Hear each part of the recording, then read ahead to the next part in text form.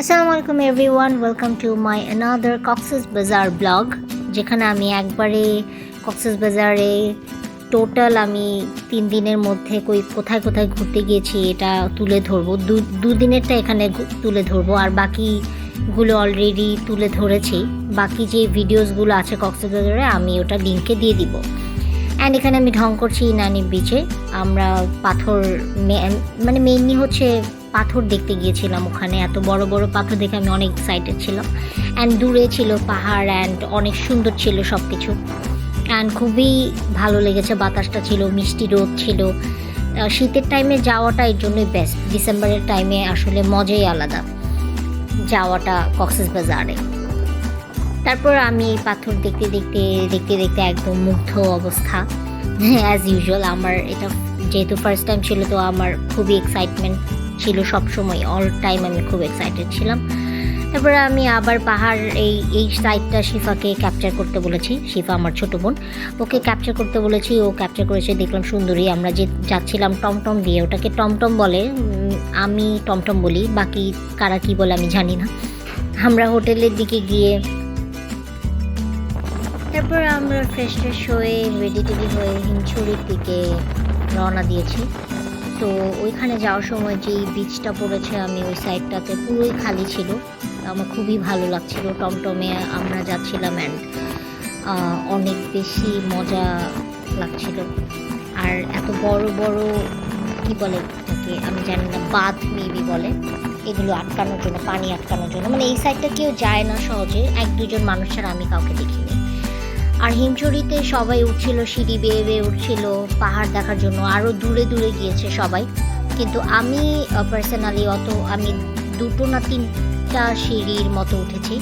এরপর মানে যতটুক আমি সি বিচটা দেখতে পারি অতটুক আমি উঠেছি। এরপরে নাকি ওঠা যায় আমি জানি না, আমি যাইনি আর কি, কাজ রোদটা আরও বেড়ে গেছে, অ্যান্ড অনেক বেশি কি বলবো টায়ার্ড লাগছিল।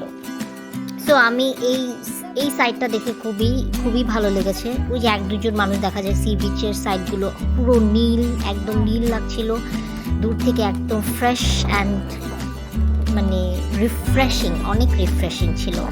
রোদের মধ্যেও এত বেশি ভালো লাগছিল, রিফ্রেশিং লাগছিল যে বলার বাইরে। অ্যান্ড তারপর এই তো আমরা ঝর্নার সাইডটায় গেলাম। ঝর্নাটা মোটামুটি না, মানে ছোটোই ছিল। আমি ভেবেছি বড় হবে আরও, বা ছোটো। আমি যাইনি যেহেতু, so this is the first time, এর জন্য আমি জানিও না। তারপরে ওখানে আমরা ওই বিচ যে দেখেছি দূর থেকে, ওখানে আমরা নেমে ফটোশ্যুট করেছি। দেন এই তো আবার ভিডিওস করেছি, দেখেছি চারোপাশ কেউই ছিল না, আমি, মা, শিফা, অ্যান্ড একটা হেলিকপ্টার যেতে দেখেছি। And we were so excited, ওই যে আমার ফটোগ্রাফার। তারপরে ওখানে সেনোরিতার মেরিন ড্রাইভ এই সাইডে গিয়েছি। মেরিন ড্রাইভের ওখানে সেনোরিতা যে রেস্টুরেন্টটা, ওখানে গিয়েছি খেতে। খাবারটা মোটামুটি ছিল। আমি বলবো না যে সেনোরিতার খাবার আমার কাছে মোটামুটি লেগেছে। আমরা খুব সিম্পল জিনিস নিয়েছিলাম, রাইস অ্যান্ড রূপচাঁদা, ভর্তা টর্তা এমন টাইপের ছিল, ডাল ছিল আইটেমে, মানে খুবই সিম্পল ছিল। কিন্তু খাবারটা আমার অত আহামরি কোনো মজা লাগেনি, নর্মাল।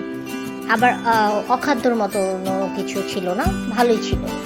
খেতে পারবেন, ওখানে গেলে খেতে পারবেন, কিন্তু এক্সপেন্সিভ। আগেই বলে দিই, আমাদের প্ল্যাটারটা ছিল 850 না 900 টাকার মতো পড়েছে একটা প্ল্যাটার, এমন মানে পার প্ল্যাটার এমন পড়েছে। দেন আমার সেনোরিতার একটা জিনিসই ভালো লেগেছে, যে সানসেটটা যখন হচ্ছিল ওই টাইমটায় আমি একদম মানে সেনোরিতায় গিয়েছি। ওখানে ফরেনার্সরা ছিল, অ্যান্ড ফরেনার্সরাই বেশিরভাগ মেবি যায়। আমি বাঙালির মধ্যে শুধু ওই মালিক আর মালিকের বউকেই দেখেছি, এছাড়া কাউকে দেখিনি। ওখানে একটা কুকুর ছিল ডেভিডকে ভিডিও করতে আমি ভুলে গেছি। তো সানসেট দেখার যেহেতু উদ্দেশ্য ছিল, আমরা সানসেট দেখার জন্য আবার সি বিচের দিকে রওনা হই, মানে কাছাকাছি হোটেলের। সো ওইখানে গিয়ে আমরা সানসেটটা উপভোগ করি। অ্যান্ড এই সানসেটটা আমার কাছে চরম লাগতো যদি একটু খালি থাকতো। আসলে ওই দিন ছিল 31st night. So 31st night বলতে মানে 31st নাইটে আমরা আবার বের হয়েছি পরে, ওইটার ভিডিও আমি আপলোড করে দিয়েছি অলরেডি। সো 31st নাইটের ভিডিওটা আপলোড করা ডান, বাট ওইটার আগের মানে আমি সানসেটটা দেখেছি, যেটা মানে আমাদের টাইম অনেক লিমিটেড ছিল, এর জন্য একইবারের মধ্যেই আমরা সব কমপ্লিট করার ট্রাই করেছি। নেক্সট টাইম ইনশাআল্লাহ লং টাইমের জন্য যাব। অ্যান্ড খুবই ভালো লাগছিল, ঢেউ ছিল, অতিরিক্ত ঢেউ ছিল। অ্যান্ড সব কিছু মিলিয়ে মানুষ ও ঢেউয়ের জন্য সামনে যাচ্ছিল না, কিন্তু একটু পরে একটা ভিডিও আসবে যেখানে একটা ফরেনার একদম ঢেউয়ের মাঝখানে গিয়ে সমুদ্রের মধ্যে ডুবাডুবি খাচ্ছে আর ভিডিও কলে কথা বলছে। আমার খুবই অবাক লেগেছে, আমি ক্যাপচার করেছি, উল্টাপাল্টাভাবে হলেও আমি একটা ক্যাপচার করেছি। তো সানসেট যেতে যেতে আমি শিফার হাত ধরে সানসেট যেতে যেতে আমাদের অলরেডি সময় পার হয়ে গেছে, আমরা ব্যাক করেছি। এটাই ছিল আমাদের এই মজার ভিডিও। অ্যান্ড আশা করি সবার ভালো লাগবে। এই যে ফরেনারকে দেখতে পাচ্ছেন আপনারা, কই চলে গেছে ও, আশা করি সবার ভালো লেগেছে। সাবস্ক্রাইব করতে ভুলবে না। আল্লাহ হাফেজ।